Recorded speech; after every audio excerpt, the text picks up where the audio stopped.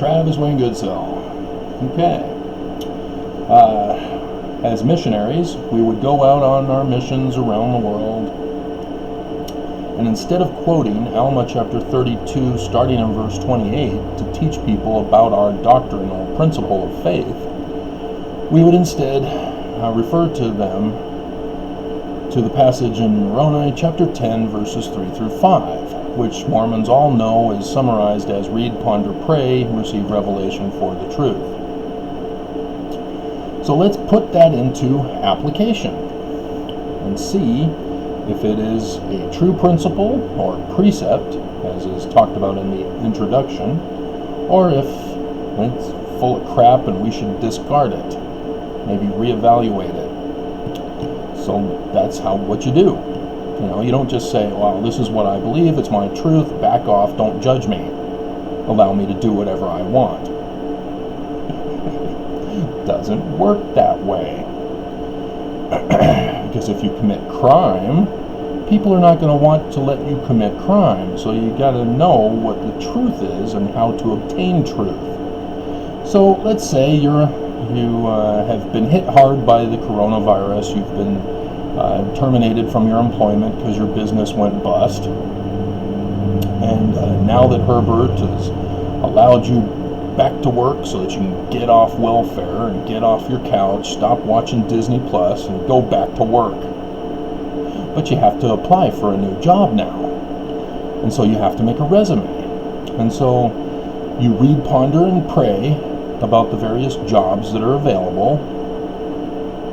And you get revelation. You see one for an architect. You go, oh, I feel good about an architect. I feel that the Spirit is telling me that an architect is the right job for me.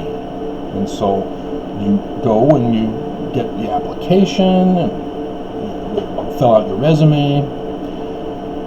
And so, it asks you for your education. What is your education for architect? Well, you graduated from high school. You graduated with honors. You're an honor student. So, yeah, you were a good student. Graduated with honors. That's surely that can impress them. Then you went on to BYU, and you did good. You majored in business finance because you were in a business financial job previous to coronavirus before they fired you and the business went bust. And you did good grades. You had good grades. So you put that on there. And then you throw in experience. Well, I've had experience driving around my neighborhood, seeing the various suburban style architecture. And I used to work downtown and comparing and contrasting the architecture of the various buildings. And so you put that down there. And then you also, to show your devotion and dedication, you went out and purchased an architecture book. And so you put that on there. I purchased an architecture book, I read, pondered, and prayed about it, and the Spirit told me that it's true. So you submit the application, and they come back with a rejection letter saying, thank you for considering us for a job. Unfortunately, at this time, we're rejection letter. Well, why? The Spirit told you with the warm, fuzzy feelings that it was true, that you should get that job. And you think, well, maybe it was the wrong company. So you search, try to find another one, and you find another one in this scenario. So you submit your application to them. Again, a rejection letter. What's going on? Why? What's going on? You're having a crisis of faith now.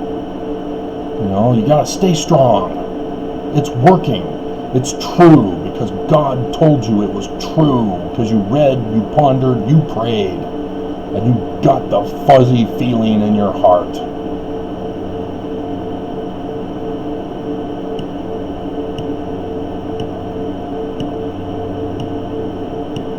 Sorry, we don't have crickets anymore outside that chirp, which is interesting. We used to have crickets when I first moved here. Crickets are gone. Skunks still remain. They come down from the West Mountains looking for food as their habitat gets encroached upon. But no crickets anymore.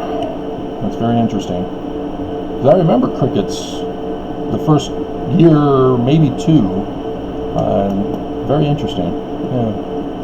That was before the subdivision got built. So, yeah. So, what happened? You know, do Mormons already have a scenario as to why? Maybe he didn't pray hard enough as he thought? Well, he got revelation from God, right? And the Spirit told him it was true. He seemed to pray hard enough. You know, he bought a book on architecture, he read it. What happened? Did he not ponder enough? No, he got revelation still. What happened? Why was he rejected?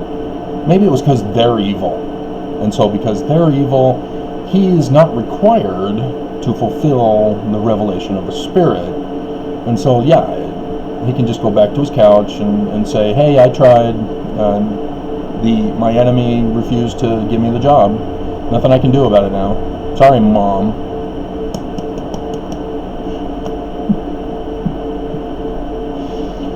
And so, yeah, that's the Mormon way, isn't it? That's how you live your lives, isn't it? If you go into a field of science, that's how you do it. You just read, ponder, and pray. Hey, I think this person has an inner demon that needs to be cast out. Let's give a priesthood blessing to him, doctor.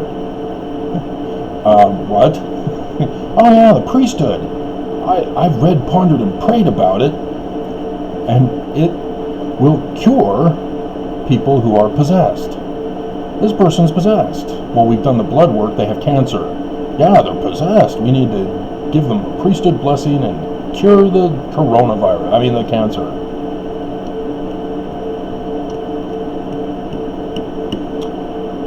How are you Mormons seriously able to live your lives this way? How are you able to still function and exist?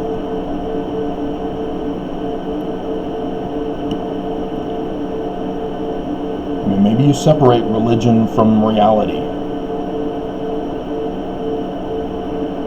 But seriously? Religion has a completely different standard?